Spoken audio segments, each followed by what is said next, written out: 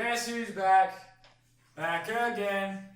My crippling addiction to Flash games is back. Please help me. Yes, so I did say in the previous video that would be the last Flash game video, but it did really well view-wise, and a lot of people said they really liked it. So technically, this is all your fault, okay? Stop enabling my Flash addiction, damn it. So last time I looked at some of my favorite Flash games as a kid, and the reception was super positive, which made me really happy. But of course, inevitably, because it's not like there's a million Flash games out there, there were a whole bunch of really nice comments that were really keen on reminding me of the ones I didn't include. Little did any of you know, I've been riddled with amnesia for years. So many things elude me on a daily basis, and yet I try my hardest to dive into the depths of my memories to share some of the highlights of my life with you. And yet still, I sit here, scolded for my apparent transgression. Bloons Tower Defense! Sick transition there. Bloons Tower Defense is arguably one of the most well-known Flash games, and I argue that because people won't stop asking about it, and has received a whole bunch of sequels since the original game. The latest one as recent as 2018, with such brilliant new features as a membership option? Microtransactions? What the fuck? But the one I grew up with personally was Bloons Tower Defense 3, which is a lot simpler in comparison to the later ones, but had enough of the stuff you really needed for it to be fun. It was just drag one of these guys onto the map and watch them pop balloons. For hours, I guess. And then keep playing until it got too hard and you lose.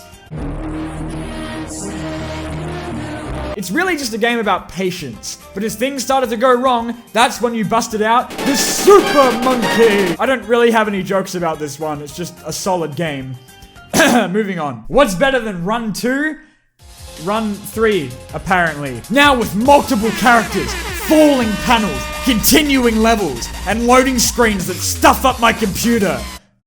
Guys, is something meant to happen here or— And a hat! Yeah, I really wasn't sold on this one being better until I saw the hat. I had no idea that there was a third Run game, and to be honest, I've never actually played the first game now that I think about it. But Run 3 is more or less a bigger version of the second with enough changes to make it feel kind of different. Love that the alien is still the same though, the design was so incredibly perfect that there's just nothing to change. Oh, and this one has plot as well, apparently. Oh. What? Oh, so that's what the loading screen was before. I was meant to click, and wait, is this meant to be like a cutscene? Just gotta keep clicking, I guess, and oh god, that's what they look like from the front? The one that I'd say was the most mentioned in the comments were the Henry Stickmin games. Not Stickman, Stickmin. Okay? Now, I didn't forget about them, I just forgot that they were Flash games. Because these games are so amazing that it's really hard to believe they run on the same platform as, like, Spank the Monkey. By the way, it took me until now to get that joke. How many times did I say it in the previous video? Now I feel like an idiot.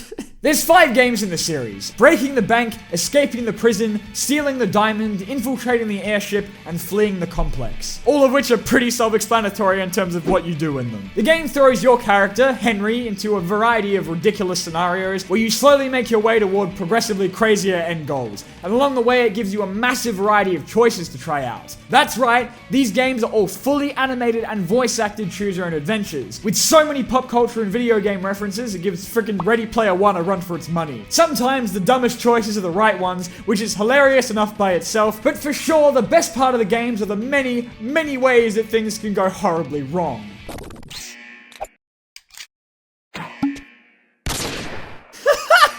You have to basically abandon all logic when it comes to making decisions in these games, because barely anything makes sense, and that's what makes it so great. It's more about just trying everything and going through as many hysterical death scenes until something actually works. Like here, where you're given 4 options, 3 of which seem like they might work, but no, the right answer is just to jump for it. Why?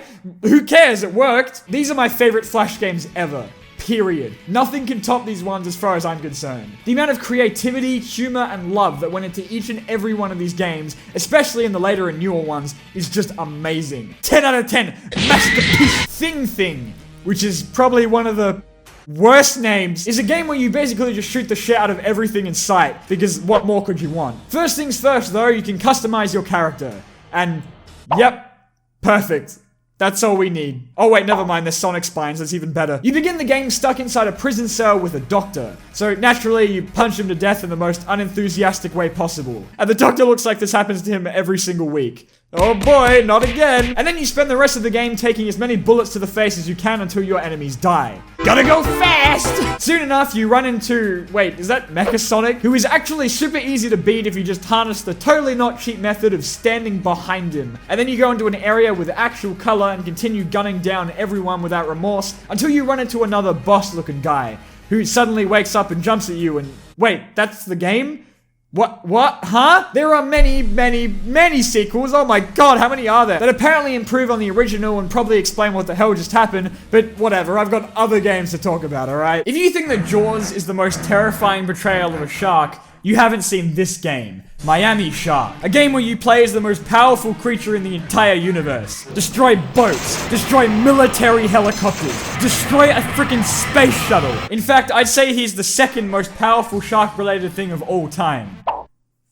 Second, the objective of the game is to destroy as much stuff as humanly possible. It's pure, unadulterated carnage, and it is glorious. The game does not give you a second to breathe, though, because the second you hit that water, you're committed to the extinction of humankind at the hands of a fish. Apparently, the shark's belly flops are so powerful that everything in the water is completely obliterated when he lands back in the ocean. You basically just dive and then jump, and hope you grab onto something while you're in the air, before destroying your keyboard to drag it down with you. By the end of it, the game looks like something out of a frickin' Michael Bay movie. Oh my god, why is everything exploding? And now for one that terrified the hell out of me as a kid, even though I played it anyway, Worm Food. A game where you play as a giant worm of death and destruction, and eat everything in your path. It's just so...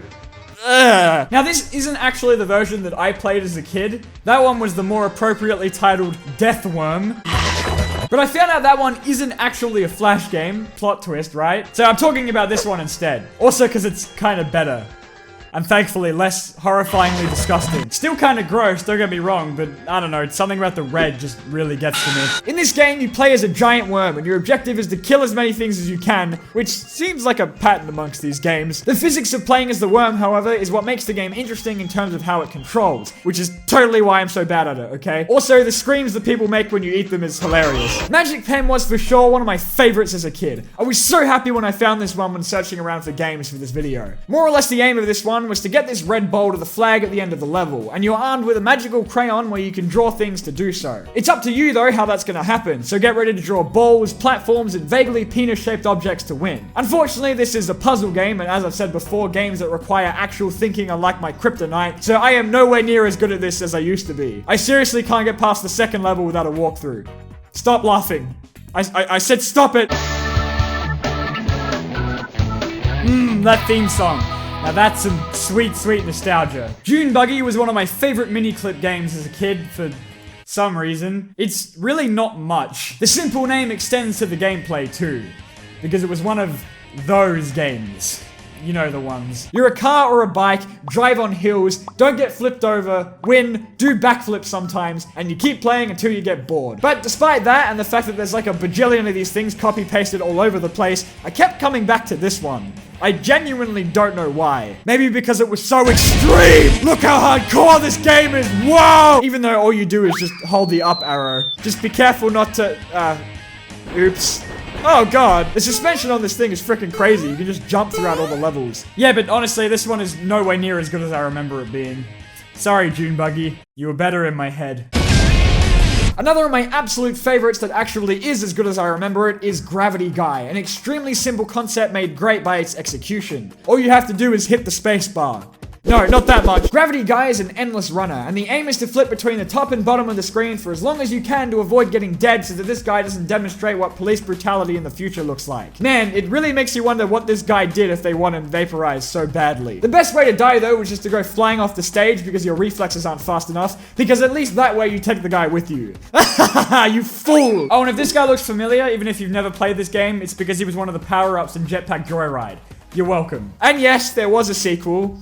But we don't talk about Gravity Guy 2, okay? Finally, there's N, or Way of the Ninja as I knew it as, which is a very simple platformer where the aim is to avoid exploding horribly. Not gonna lie, I never really liked this one when I was a kid, and yet it's apparently one of the most famous Flash games of all time. So Kid Me's just an uncultured idiot. I still kinda don't like it that much though, but shh, don't tell anyone, okay? It's pretty basic compared to everything else I've talked about in this video, with the jumping physics not being all that reliable. God damn it! Each level has to be done in a very specific way, and I have to give it credit for that. The sheer amount of stages stages to beat, as well as the level editor inspiring people to go absolutely crazy with it. Like, come on, is what has kept this game alive for so long. But the main appeal of the game is, of course, the suicide button. Because what game is complete without a suicide button? And that about wraps it up this time round. I'm gonna go into rehab to combat my ever-growing Flash game addiction, because if I don't do something about it soon, then this entire channel is just gonna be one that posts Flash game videos.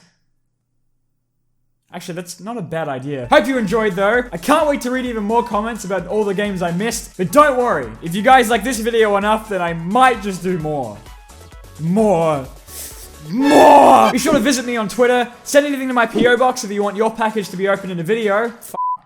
Send anything to my PO box if you want your package opened in a video. And also check out my second channel, Button Smashers. If you enjoy watching two idiots playing Flash games, then boy is that the channel for you. We have an infinite supply of episodes to just play Flash games. I know, it's awesome. And it's free as well. Why don't we do this all the time? Why don't we play any other game? Let's just play Flash games forever. Forever, yeah. Hey guys, we're Button Smashers, we're a Flash Games channel now. We're cheap as hell, and we're only playing online Flash games. Hey guys, welcome to Button Smashers, where the comedy's low and the production value's lower. And that's about all from me, so I'll see you guys next time. Thanks for watching. And if any of you make another Diamondbolt flashes his audience joke, okay, look, I'm gonna go to jail.